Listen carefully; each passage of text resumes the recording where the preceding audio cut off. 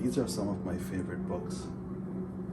A number of them were from when I was in high school in Jamaica. There's a whole collection written for Jamaican students in the 70s and 80s, and I really enjoyed them. One of my real favorites is this one, My Father's Son Johnson. It's a good story about a man who lost everything, buckled down, reset his life, and then showed his son that through perseverance and an effort and a belief in yourself, you can really recover and go on to great things and rebuild your life. Really good book. The first one, maybe my favorite one, well, at least at the beginning, Sprat Morrison, Fun and Hijinks in Jamaican Countryside. Sprat Morrison is in about grade 6, trying to get ready for common entrance examinations to prepare for high school, and all kinds of madness happens, that summer and that year of school. First book read in high school, still a favorite.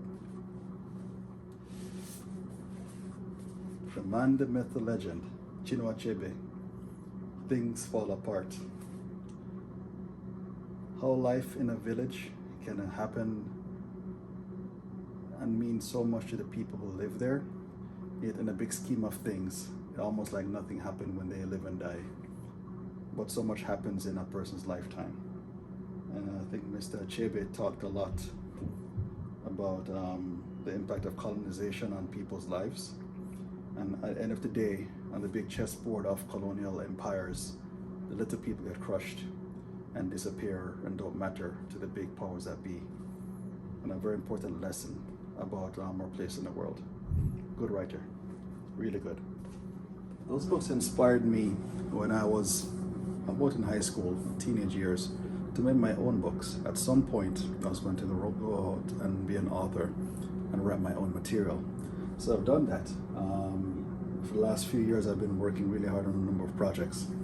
So this one, for example, Beautiful Days, was based on my father's stories to me about him growing up in Jamaica just before independence in the 1950s.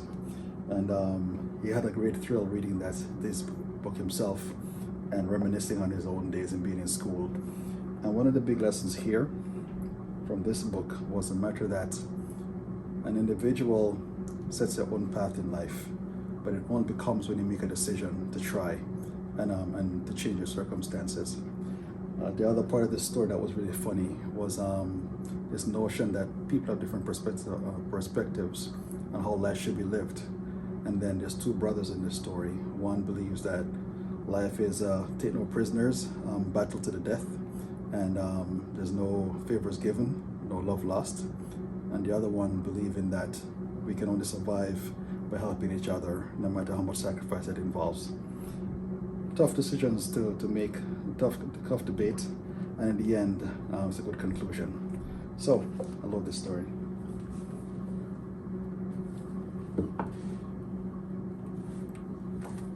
This one, Champs, really fun project to work on. My friend Henry Grandison and I worked on this.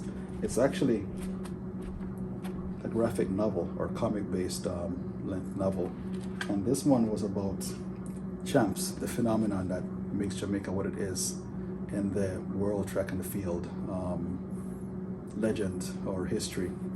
And so this story about a young guy who goes to the big championships, National Jamaican Championships, comes good, and then immediately becomes an overnight hero at his school, and has all this pressure and stress to kind of manage and then get himself ready for the next championship. So a lot of stories about Jamaican culture, how we came to be what we are, what we believe that we're world beaters, and then also, some of the pitfalls of teenage life and how you can hold yourself accountable and keep trying really hard. So Champs, good book.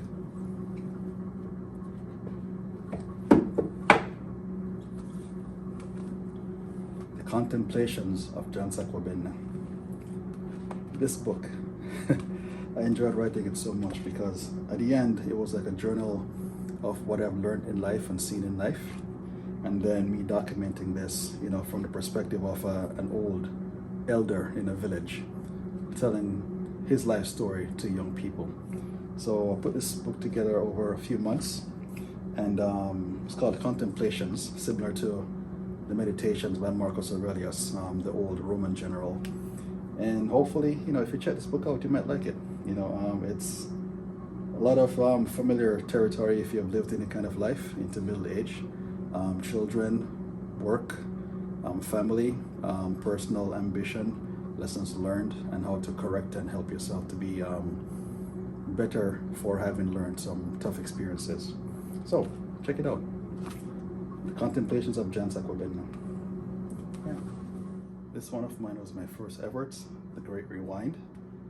Written a little while back at a summer holiday in St. Anne. The lights went out, sorry JPS, and lots of ghost stories and old folk tales from Jamaican history. In this one in particular, a young student, grade 5 I think, finds himself zapped back in time because of an old witch doctor's experiments, and somehow they end up switching places, and the young boy goes back in time to pre-colonial time when Jamaica actually had native Indians living there, and then how this young man interacts with all the people he meets and gets himself back home eventually. Great story.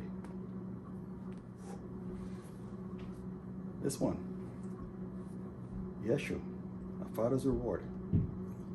Jesus growing up as a young boy, helping his father in all his duties and work he can find to do to help his family survive. So in this story, Jesus, or Yeshu, is holding his father in high regard. His father is Joseph. He is essentially a day worker, trying to find anything he can possibly do to keep his family fed. And as tough as his life is, his son Yeshu still sees him as a hero and emulates him greatly. And a reminder of the story is that as parents, we have hold a big light that our children look to for guidance. No matter how tough your life is, you're still an example. And the more you stay positive, the more you keep trying, the more you model positivity and ambition to your children, the better off they are for the long term. So, Yeshu, A Father's Reward. Good story, good ending. I think you might like this one, as a good starting point. So, definitely. The Dream when I was a young teenager. These books written by my own personal heroes. See Everard Palmer, Vic Reed, Jean DaCosta, some other people who really set a table for us as young Jamaican students to dream and do big things. So I took that and ran with it, made my own material, and hopefully that I can share that with you and the world. If you get a chance, check them out. Amazon is a place to find anything you want to. And just let me know what you think about these kinds of projects. If you know of other books and projects that are also inspirational to you, let me know. I'd love to hear about them and love to learn more about what makes you feel inspired and what makes you want to be creative and also live a good life and what makes you want to go out and try.